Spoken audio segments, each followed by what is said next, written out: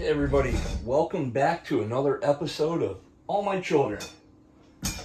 Well, here's another member of the family that we just adopted today. As you can tell, it is a Bond Arms Rough series. Now, I will have to say this is not mine. This is my girlfriend's, and she wanted it, so got it for her. And I wanted to do a quick video on a unboxing of this.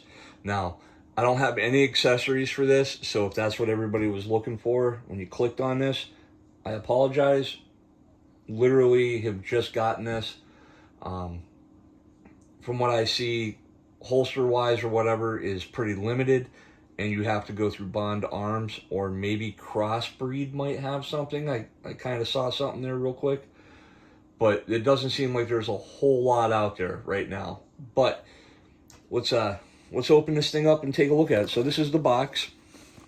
Now, I did see some videos that came with an actual case. The Rough series. The smallest, most powerful personal protection you can carry. Made in Texas by Texans. That's a good thing. Serial number. What's the back of the box say? It's got some safety stuff on it. You know, the warning. Don't carry it cocked and locked.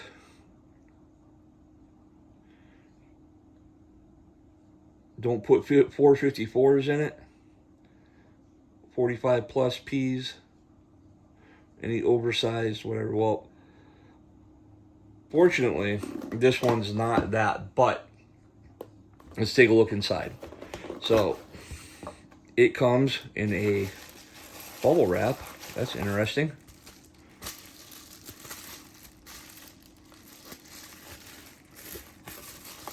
And there's the gun. What's this piece of paper here? Just a moisture thing in there. Keep them little silicone things. Anyway. So this is the gun. It's pretty heavy duty, guys. This is well made. This isn't a cheap one of them Cobra ones. This thing's heavy. Let's open it up. It is empty. Obviously, this is how you would take your shells out of it. Probably just lifts them up a little bit and you'd pull them out.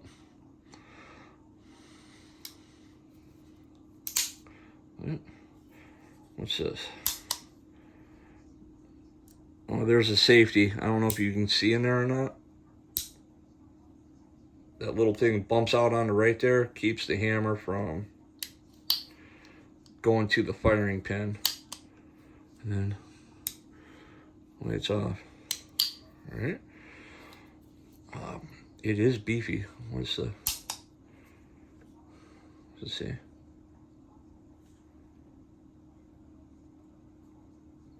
Oh.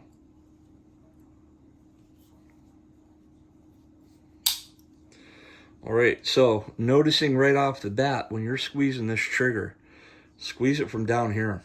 Don't put your, going this way.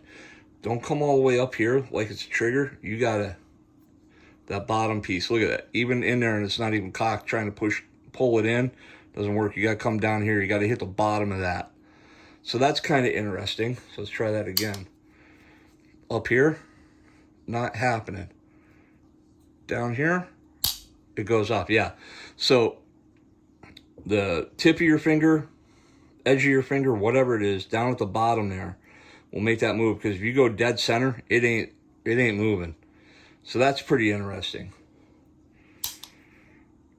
Now, I did see there's a bar there on the hammer, and I think that's probably what selects. Yes. If you can see that bar, it's up right now. That means it's probably hitting the top barrel. Then it goes down, and you cock it back again. See how it's down farther now? That hits the second barrel. But that is pretty interesting. It is pretty heavy duty. I like it. The sights, you got a big wide platform there. There's fixed sights. You know, with that trigger, that's kind of weird. I can't get a big grip on it like this and pull. I almost got to bring it down into here. Not grab it up here, but grab it down here to hold it, to touch that trigger, to make it go right. So that's something to think about. I wonder if they make extensions on a grip just a little bit, because that would be a whole game changer in there if they did that. I'll have to check that out. But all right, let's look inside what all this comes with. There's the foam backer. What's this? Bond Arms NRA membership. Double barrel handgun instructions manual. What's that? So it does have a internal safety lock device, and it comes with a little tiny Allen wrench to activate it. Huh. That's kind of cool. What's this? That's exactly what I was talking about. There it is right there. About how to hold this. So if you're got a high perch on it, it's not going to work. You got to kind of come down on it, get a lower perch, which is fine as long as you know that, right? Because just picking that up and this is why you got to get familiar with your weapons, people. Take them out and shoot them, because if you were just, oh, it's just a Derringer, it's a trigger, it's a hammer, what else could be wrong with it? And you needed to use that right away, and now you're struggling to get it to fire because you didn't know that you had to get a lower grab on it. So here's the flyer in here for the Stinger 9mm 380. That's pretty cool. Here is, what's this? Well, it looks like you can buy all kinds of stuff in here. Now, what is it? What was I going to say? You can buy, right? That's the other thing that's pretty cool about this, is that these barrels are interchangeable. So if you buy, this one's chambered for 357, you can buy a 45, you can buy 410, 45 long Colt, 9mm, you can buy out and just throw them in there without rebuying the whole gun. So that is interesting. I will say this, it is heavy duty. This is well made. I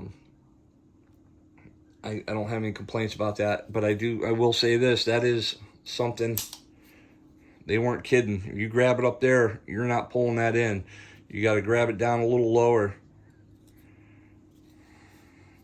so that hammer's not hitting you in the hand, and then just, get used to grabbing it like this, where the webbing in your hand's almost underneath that, and then the tip of your finger right there on that bottom piece of that trigger, because up here it doesn't want to go. Now I do know this, and this might be something you might want to look at, is that trigger guard's removable. So maybe if you wanted to get you're not, the way it is, the trigger guard's stopping you from going down any lower with a higher grip, maybe you might want to look at taking that trigger guard off. The only reason why that trigger guard is there is when that hammer's back, to keep it from being pulled. This is a single action only. This is not double action. You have to cock it every time. You're not going to pull that trigger and bring that hammer back. But, I mean, I don't know. If it, comment down below, guys. Let me know what you think of these. If you have one of these, let me know what you have encountered. I'm very interested to see. Like I said, I haven't done too much research, I should say, on this. She liked it, she wanted it, so I got it for her. She carries a 357. I think that's what drew her to it, is, oh my god, it's a 357, and look how small that is. That's pretty cool. So, like anything else, you just pick it up.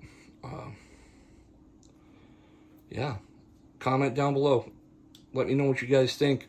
Let me know, seriously, if you've had any encounters with these, and what works, what doesn't work, what you've found, holding it a certain way or whatever. Let's the information out there so everybody else can find these, or find this video and hear what you have to say about it. But yeah, it's pretty nice. I like it. So now we know when you get a firearm, familiarize yourself with it before anything, right? But, all right, guys. Let me know what you got going on. Let me know what you think. I'll see you guys on the next one.